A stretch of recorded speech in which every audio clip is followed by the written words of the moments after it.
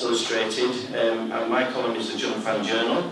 Yeah, I was just going to bring that up.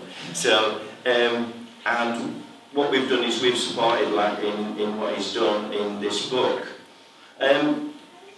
Lak sort of said, introduce myself, and I thought I'll make it quick, and then I thought no, I'll make it a little bit more longer, because Lak's going to do an awful lot of talking, and you're going to do an awful lot of listening, but I thought it's more about being dynamic as well. So, master your life, and opening your mind to some of the things that were inspired by Bruce Lee. Some people, as I say, understand Bruce Lee, or better understood where I come from with Bruce Lee. I've spent about 30 years promoting Bruce Lee because he inspired me. So, by a book that's inspired Lak, Bruce Lee inspired by Lak and stuff like that, he's being inspired by Bruce Lee, so we're both on that same kind of path. The situation is, people will say, well, Bruce Lee, isn't he a guy that did four films and then died in one of them, and is that it? Well, unfortunately, no, his life is a lot more interesting than that. Life with Bruce was not as simple as people make out. The simple situation in his life, Bruce Lee, was not perfect. You notice that I wear glasses. If you look at a lot of photographs with Bruce Lee, he wears glasses because he's very short-sighted. So that was one thing. The other thing was, what most people don't know, is one of his legs was longer than the other. So he had slight little problems, but any obstacle he had, he overcame them. So that was the first thing. The first thing he actually did in life was he was a child star. But he was a bit of a rebel, a bit of a little guy on the street, very cocky, and he used to get himself into fights.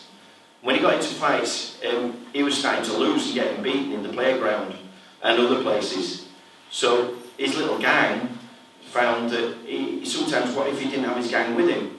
So he talked to one of his cousins called William Chung, and he said, well, what do you learn? He says, I learn Wing Chun. So with Lak here, I'm just going to stand at the front here, Lak's going to go stand up, what the hell are we going here? But here goes to the front.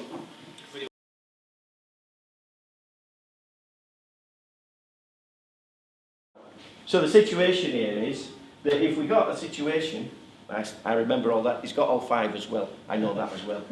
So that here, alright, with Wing Chun, they used to stand in a system where the back leg's here, alright, and what they were doing, would they have the arms in a certain position, and stuff like that, and hold it, and then they would move, and they were backwards and forwards. And the situation was, it was devised so that you would do like this, so that you would take and punch, alright?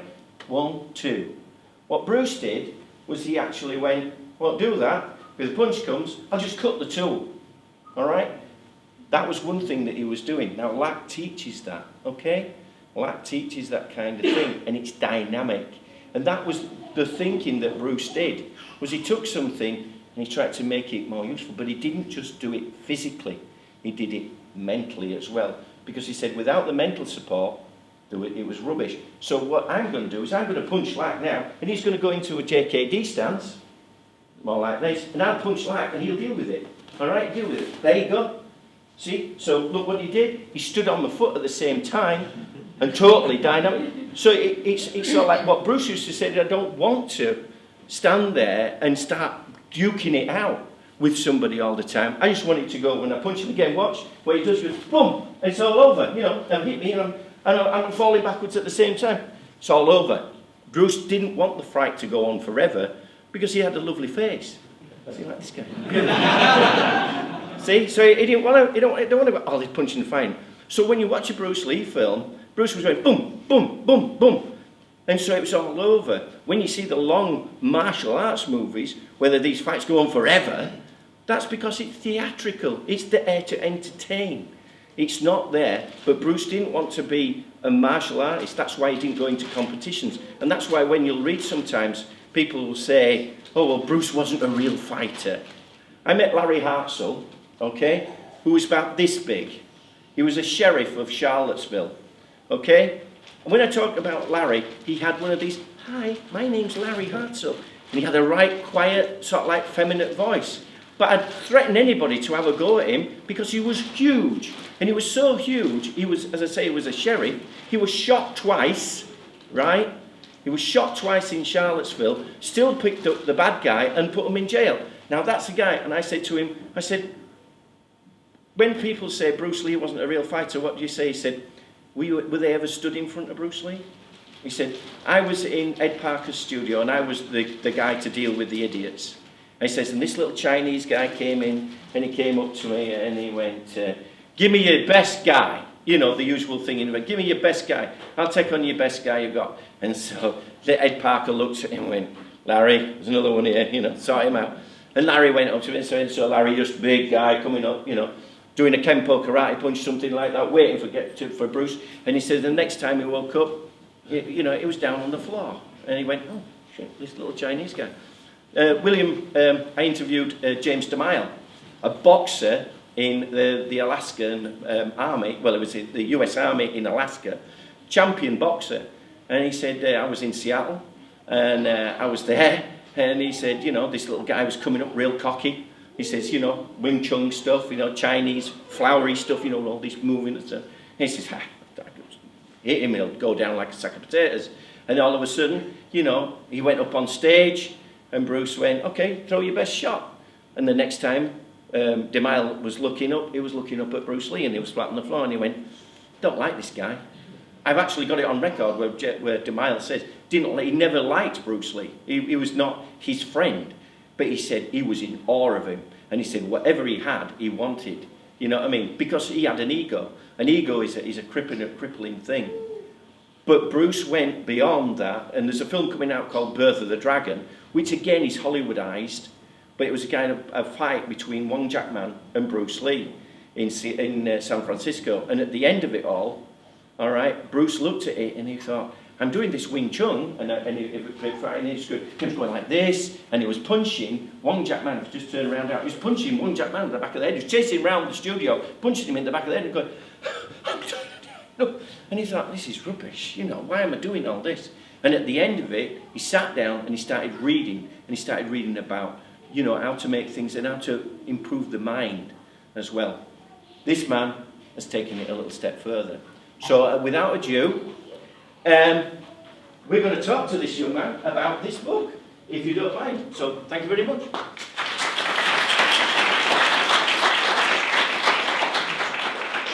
So, lovely man. Before you start though, just for the audience as well, one thing Andrew forgot to mention was he's been doing this not just for the last couple of years. How many years has it been altogether? About 30 something ridiculous.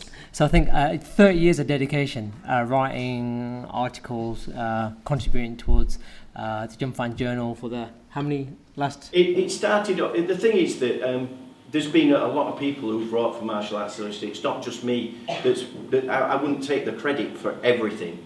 But in the last few years, as things go on, there has to be somebody who keeps the flag flying. I do it. I have a lovely Irish counterpart. I have Chris Kent in America, who is an absolute star. Chris is what I will say will perpetuate the art no matter what. He was the last guy who actually trained in the backyard with Danny Santo. And unfortunately, you can tell I'm a Yorkshireman, but also Chris Kent is British. He is British. So therefore, you see, I have a little passion for him, you see. So he's a British man who knows Jeet Kune Do. And anybody who's like that, I just, thank you very much. So I chased after him and I said, will you come back to Britain? He said, no. I said, oh, all right then. I said, so what shall we do? He says, you send people over and I'll train them up and we'll go from there. I said, all right, Chris, that'll do. So, and I did with one, my late friend, Dave Carnell, and I put a lot of time and effort into it. But unfortunately, that nasty Big C thing got to him and took him out 2 years ago. But he did very, very well, and he perpetuated things. But then there's always somebody to pick up, and Lak's taking it in a way that I always wanted to do. If I ever want you to watch a film, and you'll always remember David Carradine is a dancer, which I was just telling to my young friend here, I interviewed some years ago, and Bruce did a great film. He did a great script called The Silent Flute, and I'm sure you'll like it if you've not even read it. Have you read the script? Have you read The Silent Flute? Yeah. I haven't. No, all right. Well, you need to read the Silent Flute because that you and the Silent Flute, it's all there.